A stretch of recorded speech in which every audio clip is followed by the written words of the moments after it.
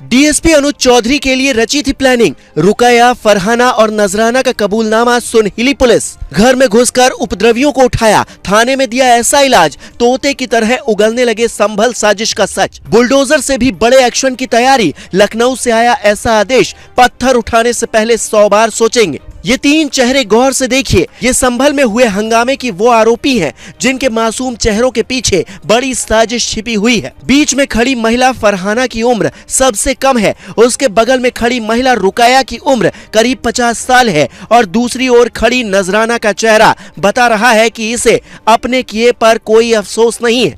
ये तीनों पहले तो खुद को निर्दोष बताती हैं, लेकिन हवालात में पुलिस जब अपने तरीके से पूछताछ करती है तो तीनों का कबूलनामा सुन वहां खड़े बड़े बड़े अधिकारी दंग रह जाते हैं। वो कहती हैं, हमें पूरी बात नहीं पता, बस हमें जो जिम्मेदारी दी गई थी उसके बारे में बता सकती हूँ। महिलाओं की एक पूरी टोली वहां तैयार की गई थी जिन्हें 3 तरह की जिम्मेदारी दी गई थी। पहली जिम्मेदारी थी कि पुलिस के आगे खड़े होकर दंगाइयों को कवर करना ताकि पुलिस उन तक नहीं पहुंच पाए। दूसरी जिम्मेदारी थी कांच की बोतल और पत्थर इकट्ठा करके देने की ताकि वहां तैनात पुलिसकर्मियों पर पत्थर और बोतल फेंके जा सके और उन्हें घेरा जा सके। और तीसरी जिम्मेदारी थी अगर पुलिस पत्थर फेंकने वाले पुरुषों और लड़कों का पीछा करे तो पुलिस के सामने दीवार बनकर खड़े हो जाना। पुरुष पुलिसकर्मियों की संख्या चूंकि ज्यादा थी, इसीलिए मास्टरमाइंड ने ऐसा प्लान तैयार किया था। इन तीनों से पुलिस ने पहले अलग अलग पूछताछ की, उसके बाद तीनों को आमने सामने बिठाकर पूछा किसने कितना झूठ बोला और कितना सच। इसका मिलान पुलिस की कई टीमें कर रही हैं, लेकिन जिस हिसाब से 3 लेयर में दंगाई खड़े थे वो साफ बता रहा है कि प्लानिंग बहुत बड़ी थी।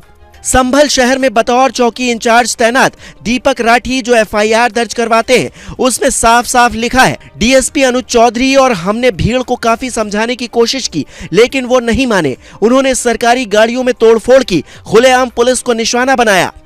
भीड़ में से एक शख्स ने डिप्टी एसपी को निशाना बनाकर गोली चलाई जो उनके पैर में लगी और वो घायल हो गए। भीड़ का मकसद डिप्टी एसपी की जान लेना था। ऐसे में एक सवाल ये भी उठता है कि आखिर अनुज चौधरी से भीड़ की क्या दुश्मनी थी। कहा जा रहा है कि घटना वाले दिन से पहले ही उनके खिलाफ संभल में माहौल बनने लगा था, क्योंकि सीओ अनुज चौधरी दल बल के साथ पहले ही दिन से मुस्तैद थे और वो हर हाल में जज के आदेश का पालन करवाना चाहते थे। पर कुछ लोग उन्हें रोकना चाहते थे जो अपनी मंशा में कामयाब नहीं हुए तो पहले सीओ की गाड़ी पर पत्थर मारे जिससे गाड़ी का शीशा टूट गया और उसके बाद सीधा इन्हें निशाना बनाया गया। एक आरोपी की तस्वीर भी मीडिया में सामने आई है जिसमें उसके हाथों में तमंचा नजर आ रहा है, वो निशाना लगाता नजर आ रहा है। ऐसे ही कई आरोपियों के पोस्टर यूपी पुलिस छपवा रही है।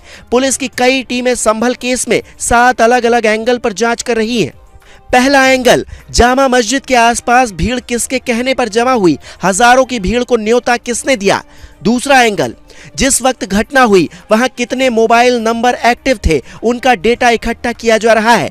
तीसरा एंगल, सीसीटीवी कैमरे जो वहां लगे थे वो किसने तोड़े, उसकी फुटेज डीवीआर की मदद से रिकवर की जा रही है। चौथा angle, 27 mobile phone forensic lab में जांच के लिए भेजे गए हैं ताकि डिलीटेड मैसेज और फोटो वीडियो रिकवर हो। पांचवा एंगल, किन किन सोशल मीडिया हैंडल्स पर आपत्तिजनक पोस्ट किए गए उनके मैसेज को एनालाइज किया जा रहा है।